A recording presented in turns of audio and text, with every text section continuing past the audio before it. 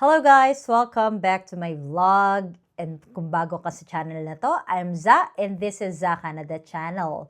Salamat sa mga nag-subscribe, sa mga hindi pa mag-subscribe na kayo dito. Pinag-uusapan natin ang kahit anong real talk ng bawat isang Pilipino dito sa Canada at minsan sa buong mundo. Yung mga nagwa-viral, nagko-comment tayo dyan, check tayo kung ano yung pwede nating matutunan sa mga bagay na nararanasan natin sa buhay.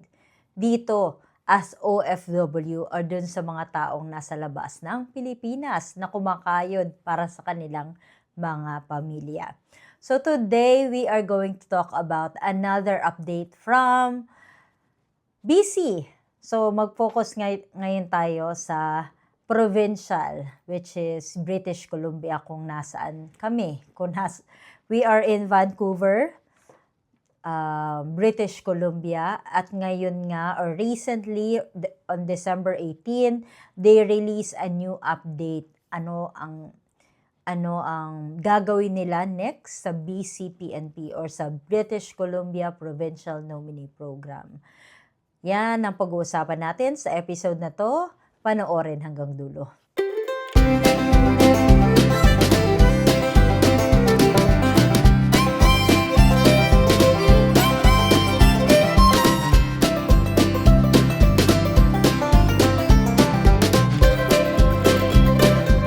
Alright, on December 18, 2025, nag-release ang Welcome BC or yung official website ng BCPNP na they requested a total of 9,000 allocation for the BCPNP 2026. However, ito na nga, ang ibinigay lang sa kanila is approximately 5,200 lang. So, almost half. Nasa kalahati lang yung ibinigay na slot or na allocation para sa provincial nominee para makapag-nominate sila ng mga skilled worker or ng mga worker dito na located sa British Columbia. So just to let you know, ito yung inaasahan din namin na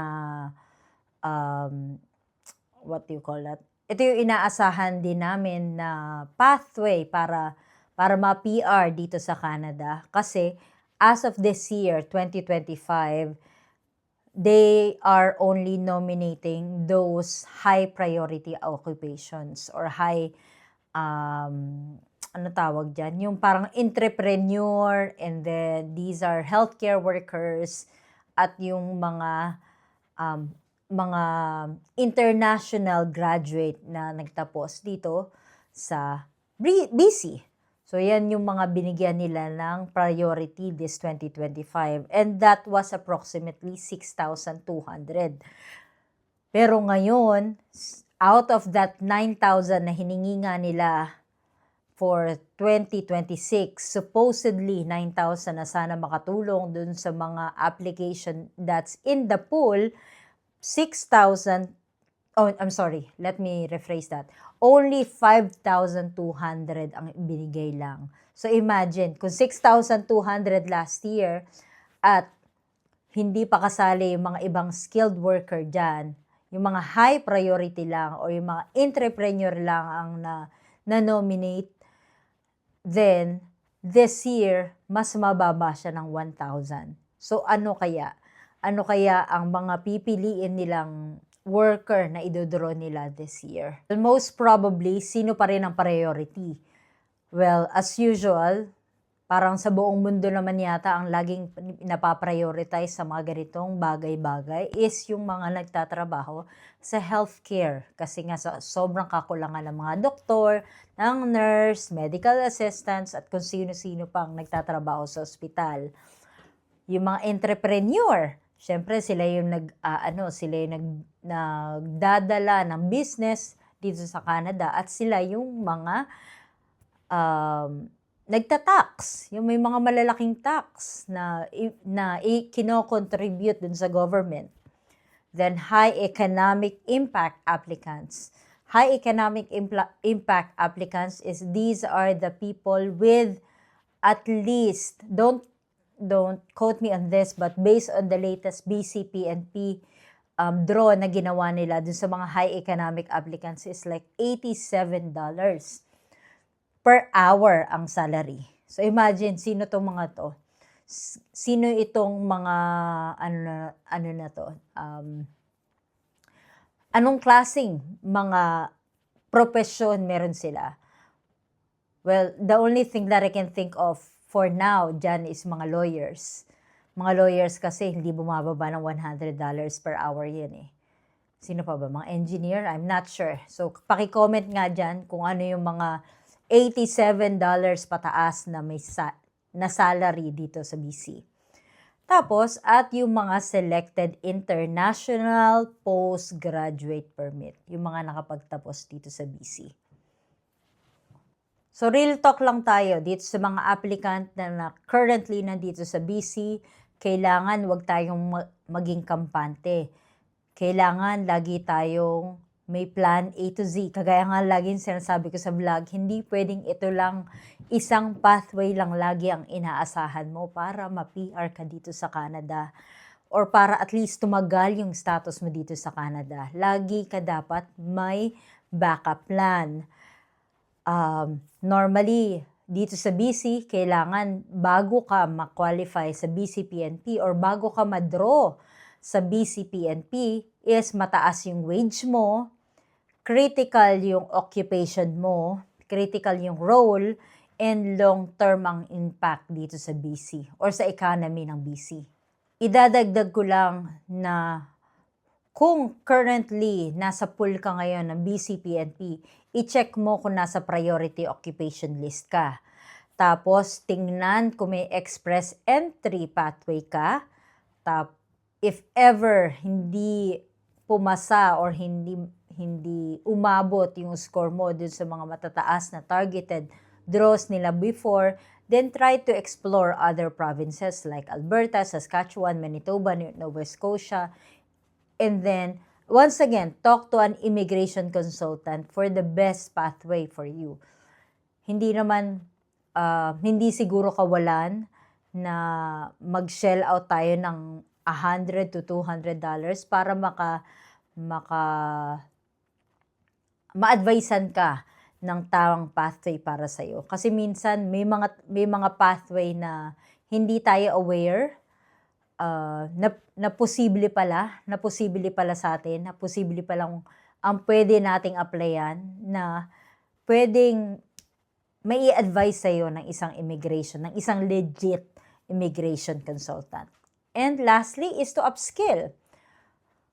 So if you have the chance to enroll in a short course program like healthcare, trades, tech, or yung mga online course na pwede mong kunin na will provide you a valid certificate or a valid degree or course, then go for it. Upskill para manominate dito sa BC. Kasi normally strategy game na to eh. Kumbaga, ikaw na yung gagawa ng sarili mong paraan. Paano ba ako manonominate? Ano kaya ang gagawin kong paraan para tumaas yung score ko? So try to, if you can always create your dummy profile. Ganyan kasi yung ginawa ko nung una. I created an account on BCPNP, entered my login information, my email, my password, and all of my experience. At tiningnan ko, ano kaya ang magiging score ko pag may ganito akong experience? Ano kaya ang magiging score ko pag ganito yung salary ko? Ano magiging score ko kapag yung language test ko ganito? So, nilaro ko yung website, and then I came up to an idea. So, hindi ko muna sasabihin kung ano yung mga idea na yan. I'm still manifesting. I'm still praying to God na sana po dumating yung mga hinihiling namin sa buhay. And once again, dun sa